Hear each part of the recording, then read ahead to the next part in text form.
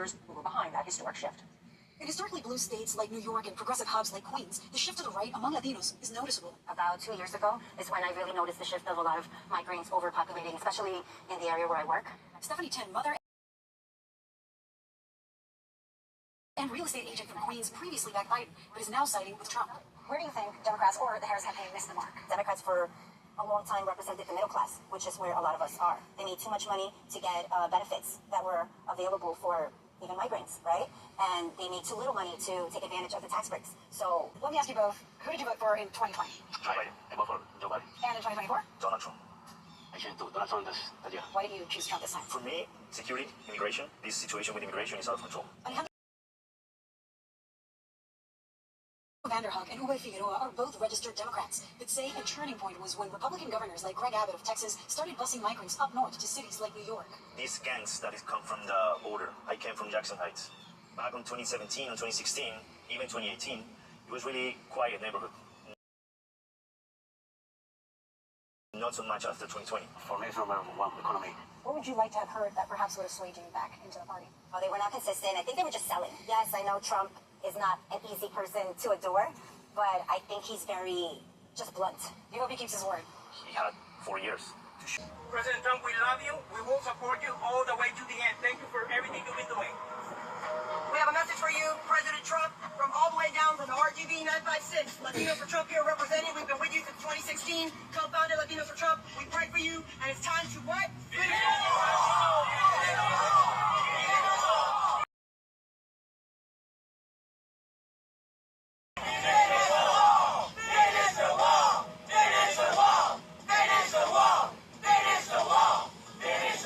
Trump 2024, man.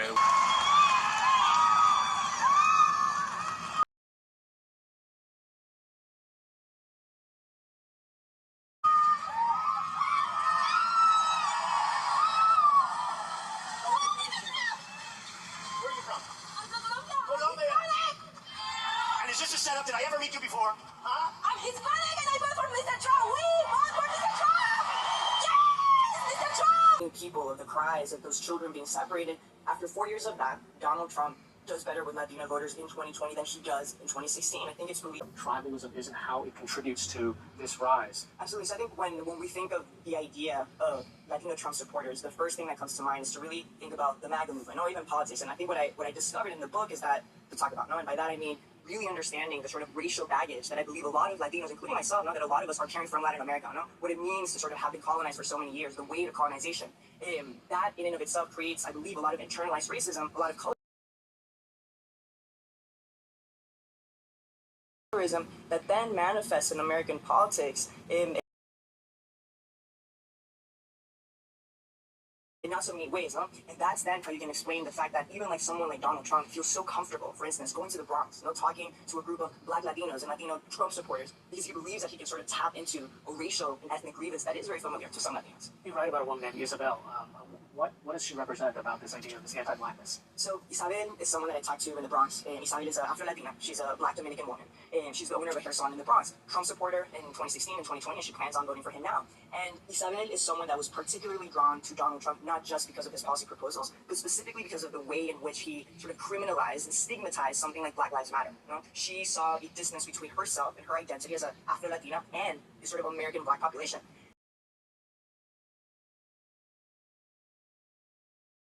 And even when I was conversing with her, something as simple of how do you identify, Isabel? And her first answer was, well, I'm a Hispanic. And then when you push back and you say, and what is your race? How do you see your race? How do you identify through that lens? And she kept going back to this idea, well, I am Hispanic and I'm not Black. Always sort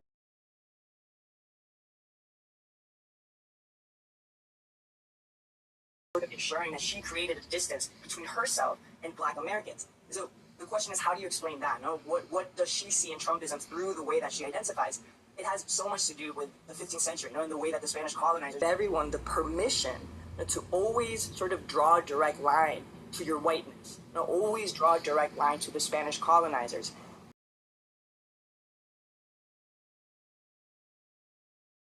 And in this country, where sort of race is always seen in binaries, someone like Isabel, when she has to opt between being Black or being white under the guise of being a Hispanic, she chooses whiteness. And in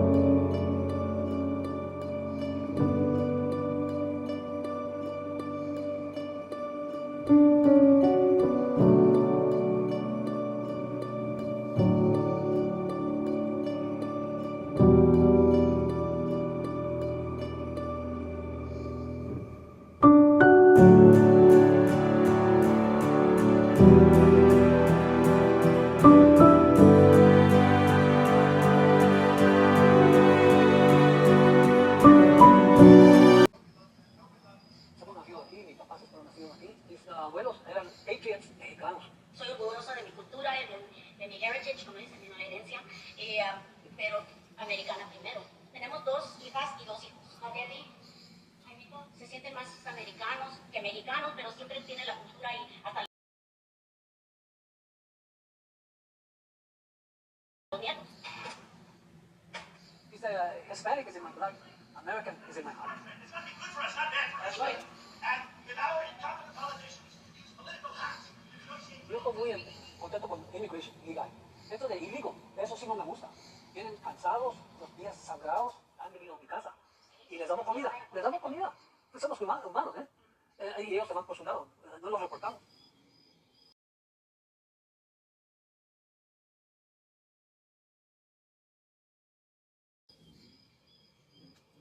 Dan lástima. Y tenemos compasión. Pero pueden entrar por la otra puerta, ¿eh? No tienen que estar por detrás. Usted lo ha visto, lleno de hoyos y por eso la pared de Trump. Tiene él mucha experiencia en edificios. La pared es muy importante para mí.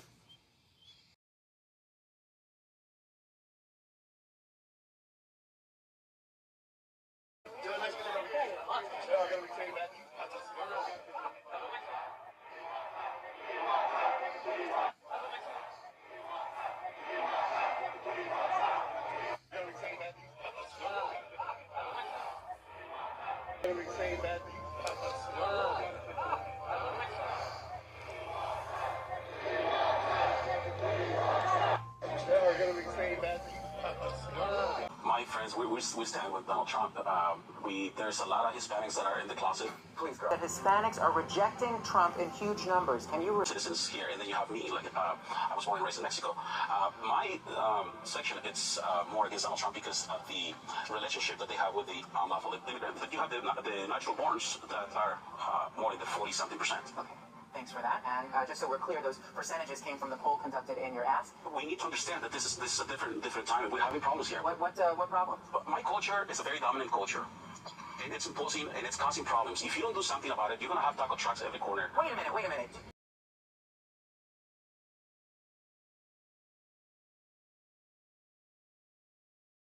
Are you? What? What the? I don't even know what just happened. I actually need to Support Donald Trump because of the economy, For the economy, yes. but you don't support the anti-immigrant rhetoric. I'm not supporting each immigrant action. Do you support his mass deportations? No, it's not human. Are you afraid that you could be deported in this mass deportation? I'm not afraid. Why Latino men are going to Trump? Democrats forget the promise when these guys are in the office in Washington. The Latinos want a better nation. Espinosa believes some of the Latino support for Trump was a vote against the prospect of the first black female president.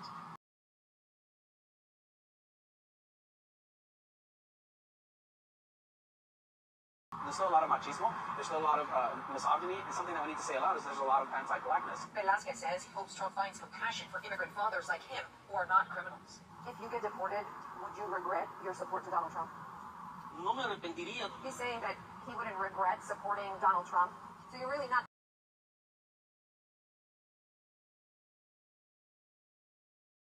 thinking about yourself. You're thinking about your children and the future of your children. Yes, I want to better for my children. Cesar says he feels guilty for bringing so much uncertainty to his family. What's it like for you to see your wife go through this and the emotions that she's going through? I apologize to her a lot. When we fell in love right away, and we got married almost right away, because when you know, you know. We asked Velasquez and Espinosa the same final question. Do you have a plan in case you get deported? I respect that decision. I leave the country. I'm not coming back. There is a plan. We've talked about it openly with our family. Turns out, these two Hispanic families with two different takes on Trump's win have the same plan if they get deported. They would go to Mexico as a family. Against immigrants, he's against illegal aliens. There's a difference between an immigrant and illegal. Over 100 conservative Hispanics from across the country visited Washington, D.C. to have their voices heard and to show support for President Donald Trump.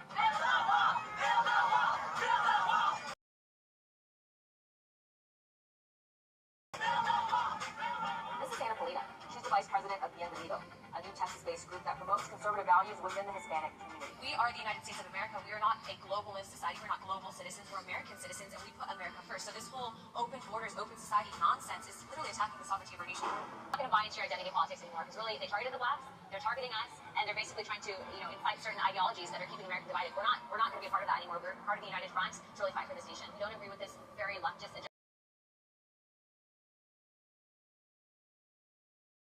we vote based on our values. And some of the things that you might have to respond to is something that I hear over and over again is how can Hispanics support President Trump when he said things that they consider anti-immigrant rhetoric as well as the border wall. First and foremost, it's really important when you're hearing these little clips of feed that you listen to the entire message, because I know exactly what clip you're talking about. When you listen to the entire message, you can hear President Trump saying they're not all bad.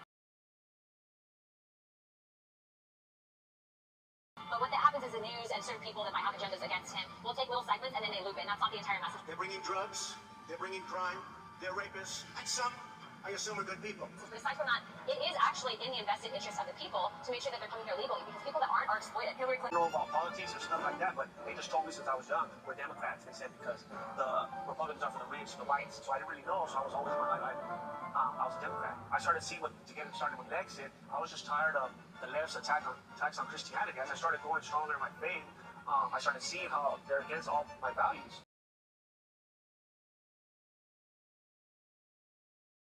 We happen to be united under one thing, the fact that we're Hispanic. First and foremost, we're conservative, and being conservative does not have a skin color, it's an ideology, and that's exactly what we're fighting for. We are coming up and directly combating the people that are on Telemundo, that are on Univision, that are telling our kids, our whatever it might be, that you cannot be conservative, and if you are, that you don't have the invested interests of our people. That's wrong. That's not who we are as a people. And frankly, this movement here could potentially help save the nation, because it's not just conservative Hispanics anymore. We're aligning with conservative blacks, conservative whites, under the fact that we love this country and that we're going to fight tooth and nail for it. And hundreds of thousands of people who already have criminal records, if deporting them creates a mass deportation, I'm all for it. Well, what if rounded up and all of them are people who work on a farm? If they're doing the jobs that Americans don't want to do, does that worry you? That wouldn't be fair. Of course, they need to make sure that they don't throw away, they don't kick out, they don't deport people that are family-oriented. I mean, he's not saying that we're all rapists. Chief of police on a border town. I'm Hispanic, proud to be Hispanic, and I'm 100% behind Donald Trump for his candidacy to the White House. Miriam Cepeda, I am an American graduate student here at the University of Texas Rio Grande Valley, and I wholeheartedly believe that Mr. Donald J. Trump will make America great again. Santos, and I was born in Tijuana, Mexico. I am voting for Donald Trump to be the next president of the United States. This country that we have had for so many years is what to do with the undocumented people that are already residing here in this country illegally. I have a Social Security card. You have a Social Security card. We're accounted. I have to pay IRS taxes when I'm due. I mean, these people are not paying any of those. Plans to build that wall. Well, so it's interesting. They don't necessarily think that he's going to do that. I talked to them about that specifically, and they say, look, he's a negotiator. This is something he's put out there, and it's only a starting point for the discussion to come. What they do like is what they perceive as his support for stronger border enforcement. They think the Border Patrol Agency needs to have better funding, and so they're behind. Is a good example of that, right? She is a millennial who actually knows undocumented immigrants who are among her friends and among her relatives. She doesn't believe they will be deported. She has mixed feelings about that. She's one of those whose situation is very complex. She told us that her father is actually incarcerated right now, involved, she believed, in a crime that had an undocumented immigrant as its genesis, she says. So for her, it's very personal. She's living this. She says, look, I have seen some folks come across the border, not have any kind of gainful employment, and then they turn to crime. And they turn to drugs, and they turn to these other ways of trying to survive. So these are all very personal. A border town area. Yes, literally. And nationwide, how many people Hispanics have a favorable view of Trump? So it's about 20%.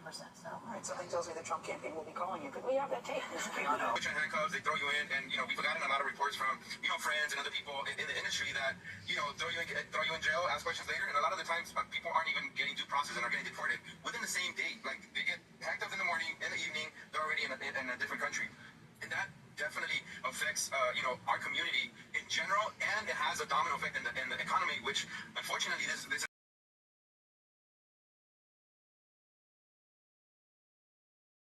administration is not paying attention to. They're focused into trying to make America great, but harming the economic factor, and all this fear is not going to turn out positive. It's something that the people are starting to raise up. I'm a Mexican, undocumented. Thank God I was able to apply for legalization.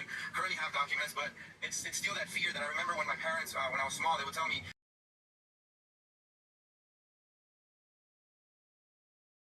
Carlos, make sure you do good at school. Make sure.